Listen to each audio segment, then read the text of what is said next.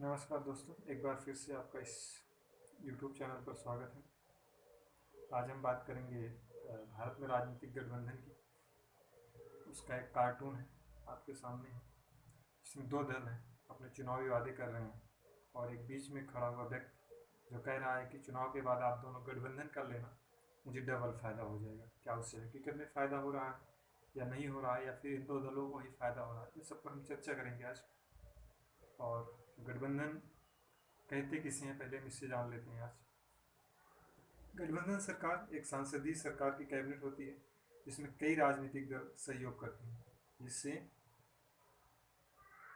जिससे गठबंधन के भीतर किसी भी एक दल का प्रभुत्व कम रहता है। ये इसकी एक सामान्य सी डिफिनेशन है। वैसे आप अपने हिसाब से और कुछ भी कर सकते हैं, इसमें डिफिनेशन वगैरह ऐड कर सकते हैं। और जिस गठबंधन सरकार है उससे संसाधनों की बचत कैसे हो रही है, उस पर हम चर्चा करेंगे। और इसके फायदे क्या हैं एक प्रकार से, उन पर हम चर्चा करेंगे। चुनाव दोबारा नहीं कराना पड़ेगा उस राज्य या फिर उस देश में। चुनाव दोबारा नहीं कराना पड़ेगा तो क्या क्या फायदे होंगे। पैसे का कम खर्च होगा, प्रबंधन का समय बच जाएगा और संसाधनों का प्रयोग जो है वो भी कम होगा। आप देखते होंगे कि जब चुनाव होता है उसमें कितने सारे संसाधन लगते हैं, कितने सारे अधिकारी लगते हैं, कितने सारे लोग लगते हैं, और फिर कितना सारा चुनाव आयोग को कितना सारा व्यवस्था करना पड़ता है। यहाँ तक किसी शिक्षण संस्थान को भी बंद करना पड़ता है उस दिन, और धाराएं लगा दी जाती हैं। तो बहुत सारे नियम प्रतिबंध जनता के ऊपर लगाए जाते हैं और चुनाव कराया जाता है। तो लोकतंत्र की एक अपना पर्व भी है, लेकिन दोबारा चुनाव कराना बहुत खर्च होता है पैसा। तो ये भी कहीं ना कहीं बच जाता है अगर दोबारा चुनाव नहीं होते, गठबंधन हो जाने से लोगों को दोबारा मतदान नहीं करना पड़ेगा। ये भी एक फायदा ही है कि एक बार अगर हो गया तो गठबंधन अगर सरकारें आपस में कर लेती हैं तो दोबारा लोगों को मतदान नहीं देना पड़ेगा। और मतदान देने के दिन कहीं ना कहीं हॉलीडे होता है, तो कहीं ना कहीं जो नुकसान होता है वो इनऑर्गेनाइज सेक्टर को ज़्यादा होता है, क्योंकि वो इनऑर्गेनाइज सेक्टर में जो लोग होते हैं वो काम अगर नहीं करेंगे तो उनको पैसा नहीं मिलता। तो कहीं ना कहीं ये भी एक इसके जो है फायदे हैं। फायदे और नुकसान दोनों समझ सकते हैं जी आप। और बचे हुए समय में विकास कार्य होता है। जैसे दोबारा चुनाव अगर नहीं कराया जाएगा तो जो दोबारा चुनाव के जो समय होंगे वो उसको निकाल करके जो गरीब जनता है या फिर आम जनता है उसका जो विकास कार्य होगा उसमें समय दिया जाएगा। जो भी अधिकारी होंगे जो चुनाव में लगेंगे वो आम जनता का जो है समस्या सुनने में अपना समय देंगे।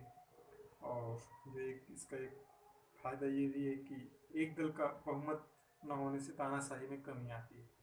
कोई भी एक दल होगा तो बहुमत नहीं होगा तो वो अपनी तानाशाही नहीं कर पाएगा। इसका जो एक ये भी भाव है। विकास कार्य कैसे बाधित हो रहा है, तो इस पर हम अब चर्चा करेंगे।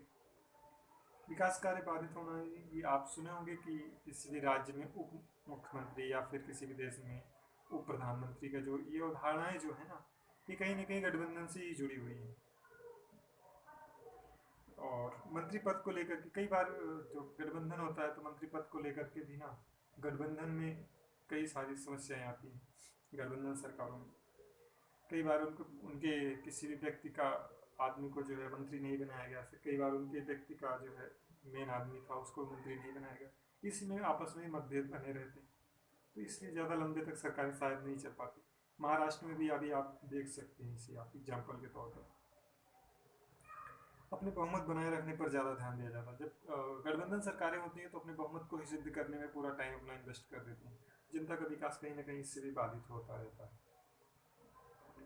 और आपसी कार्यों से ही समय नहीं मिल पाता। जब जब गठबंधन सरकारें होती हैं तो उनके व्यक्ति का उस व्यक्ति को ध्यान में रख करके कार्य किया जाता है, या फिर इसी में उलझे रहते हैं लोग। तो जो मेन मुद्दा होता है राज्य का विकास करना है, फिर देश का विकास करना, कहीं ना कहीं वो भी बाधित होता रहता है।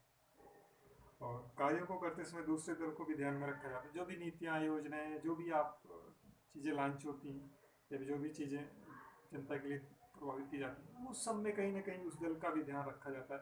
कहीं ना हो ऐसा ना हो कि उस दल का भी जो कोई प्रत्याशी नाराज हो जाए और दल तोड़ करके चले जाए और हमारी सरकारें गिर जाए। तो इस सब चीज़ों पर व्यापक प्रभाव होता है।